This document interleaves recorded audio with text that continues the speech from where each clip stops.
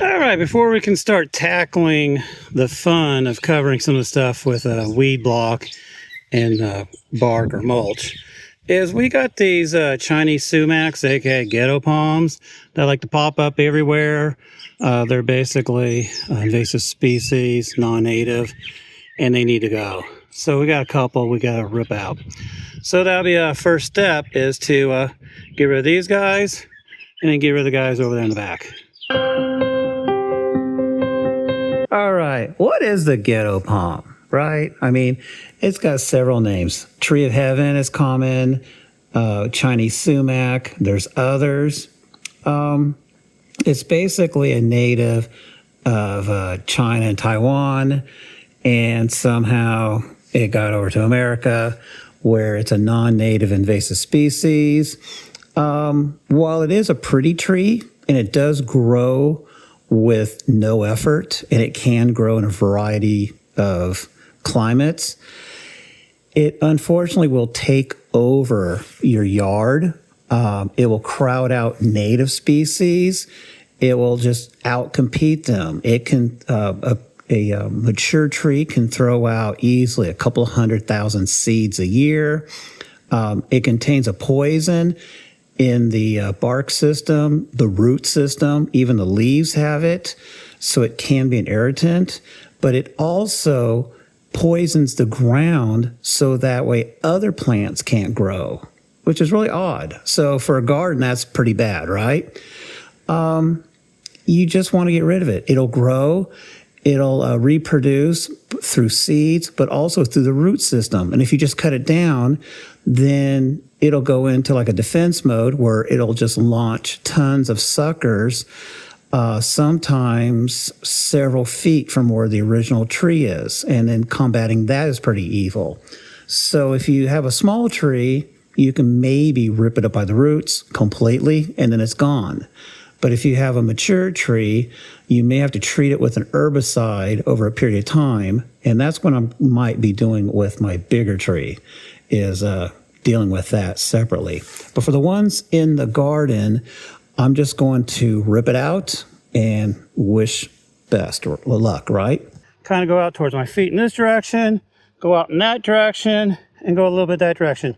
So if you can cut it at the base, good.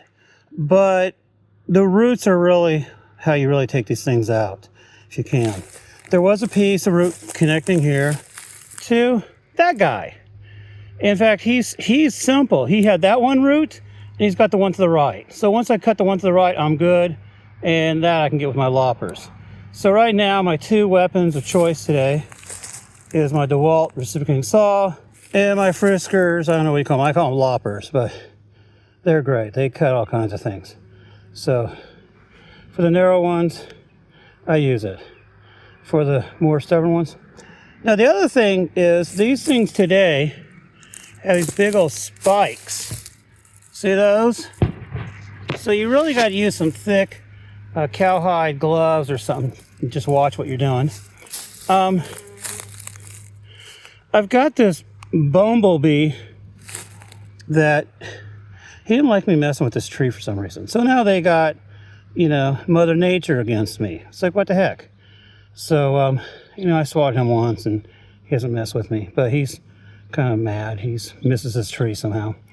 He's just all over the place. So I'll continue, but yeah, as soon as I get this guy out, we can then start dealing with laying the tarp down. So here's another example of the tree of paradise growing where it's not wanted.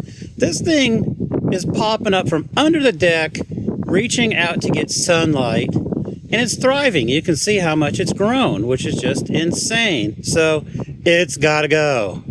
All right, I removed the some weeds, and I removed that ghetto palm out of the area, so it looks good. What I did put down was a little bit of rock salt that we use to, I guess, de-ice the driveway and stuff. What that does is it can help prevent other weeds from popping up in areas that you don't plan on growing anything. So I guess it kind of poisons the soil, but it's a little more natural than, say, using something like a Roundup or something else that will, potentially be dangerous to use. But you just have to be careful because this stuff can run off and then it can, attack areas that you may want to grow something. So I was very careful just to apply in a small area here.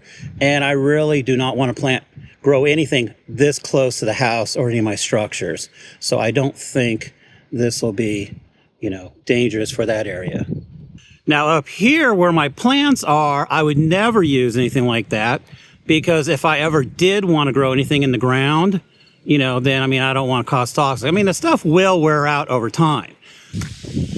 This little bit of a hill right here, we did put a drain pipe in here to carry some of the water that our sump pump was just dumping right under the deck, and it wasn't that good of an idea.